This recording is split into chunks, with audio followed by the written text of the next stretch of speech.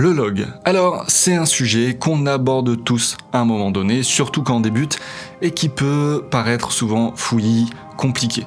Donc aujourd'hui, dans cette vidéo, on va traiter le sujet du gamma logarithmique. Comment l'exposer? Pourquoi? À quoi ça sert? Qu'est-ce que c'est? Donc restez bien jusqu'à la fin parce que je vais vous donner toutes les explications, en théorie et en pratique, avec les outils nécessaires pour bien comprendre et bien savoir exposer son log. On voit ça de suite.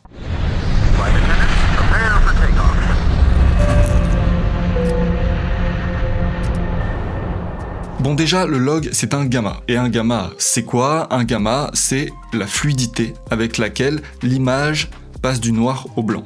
Le log, c'est une diminution du mot logarithmique. Donc pour faire simple, on dit log pour dire gamma logarithmique.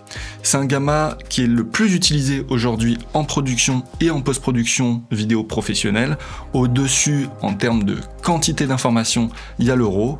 Mais pour l'instant, on va se baser uniquement sur le log. Ça sera le sujet potentiellement d'une autre vidéo, pourquoi pas. Donc aujourd'hui, on va voir ça avec des rushs en Sony A7 IV, pour que ça le parle au plus grand nombre d'entre vous, mais tous les logs fonctionnent de la même manière, que ce soit du S-Log pour Sony, du C-Log pour Canon, du V-Log pour Panasonic et du Filmlog pour Blackmagic, par exemple. Donc le log, c'est un profil d'image qui va permettre d'utiliser la plus grande dynamique du capteur de sa caméra. Et ça, vraiment, il faut en être conscient et ne jamais l'oublier, il faut vraiment que ça rentre là-dedans. C'est uniquement grâce au log que vous allez pouvoir tirer un maximum de dynamique de votre capteur. Et là, vous allez me dire, la dynamique, c'est quoi? La dynamique, c'est la quantité d'informations que va pouvoir enregistrer votre caméra dans le contraste entre les zones sombres et les zones claires dans une même image. Et c'est quelque chose qu'il faut absolument regarder quand vous achetez une caméra. Par exemple, si je prends l'A7 IV avec lequel je filme actuellement, si vous décidez de filmer dans un profil standard, c'est du Rec 709, prêt à diffuser, vous avez donc une dynamique d'environ 7-8 stops maximum, peut-être même moins.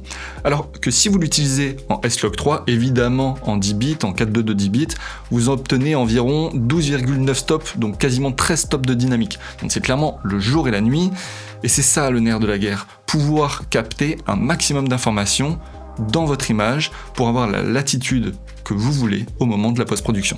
Maintenant, on va voir en pratique. Comme vous l'avez remarqué, une image en log, elle est décontrastée et désaturée parce que la caméra, elle va prioriser la quantité d'informations perçues. L'image doit être donc retravaillée en post-production pour être exploitable. Donc, pour comprendre comment est exposée notre image, on va utiliser en premier temps la waveform. La waveform, c'est une échelle de 0 à 100 graduée en IRE. IRE, ça signifie International Radio Engineer, avec mon super accent anglais, et c'est une unité de mesure, tout simplement. Retenez une chose simple, pour une peau caucasienne, donc blanche, les tons de peau sont correctement exposés lorsqu'ils se situent entre 65 et 75 IRE. En dessous, c'est sous-X, au-dessus, c'est sur-X. Plus votre scène a une grande dynamique, plus il sera difficile pour votre caméra de conserver de l'information dans les zones claires et dans les zones sombres en même temps. Elle va vraiment être poussée dans ses retranchements. Donc, on va essayer, dans la mesure du possible, de surexposer légèrement son log, parce qu'on va récupérer beaucoup plus facilement de l'information dans les hautes lumières que dans les basses lumières. En lumière artificielle, c'est pas compliqué, on augmente l'intensité des sources. Et en extérieur, par exemple, on peut réduire la puissance du filtre ND si on en a un, ou sinon on ouvre davantage le diaph, ou en dernier recours, seulement on monte les ISO. Malheureusement, ça introduit du bruit, donc à éviter au maximum. Si votre caméra n'a pas de waveform, vous aurez au minimum un histogramme et une échelle d'exposition. Ça, c'est commun à tous les boîtiers. Et ce sont des outils beaucoup moins précis, mais utiles pour dépanner. L'objectif, ça va être de ramener l'histogramme vers le centre. Et comme on cherche à surexposer légèrement son log, votre échelle d'exposition doit aussi être un peu au-dessus de 0. Sur le Sony A7 IV par exemple, moi je le place entre plus 1,3 et plus 2. Enfin, les false colors. C'est disponible sur beaucoup de moniteurs externes et c'est vraiment l'outil le plus précis. Ça va coloriser les différentes parties de l'image selon leur niveau d'exposition. Et en règle générale, vos tons de peau vont se situer dans des couleurs allant du gris au rose en passant par le vert.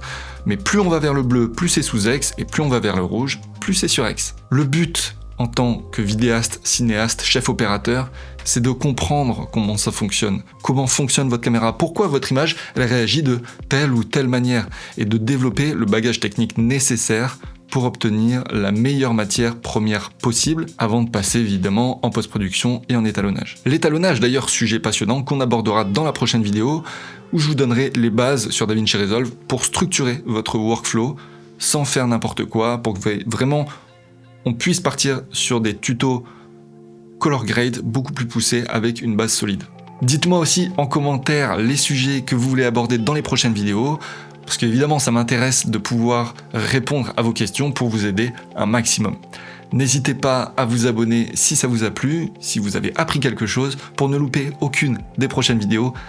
Ça soutient énormément le travail. Merci beaucoup d'avance pour votre soutien. Sur ce, j'espère que vous avez appris plein de choses, que vous allez enfin pouvoir commencer à utiliser le log de la meilleure des manières possibles. Moi, je vous dis à la prochaine vidéo. C'était Nat. Ciao.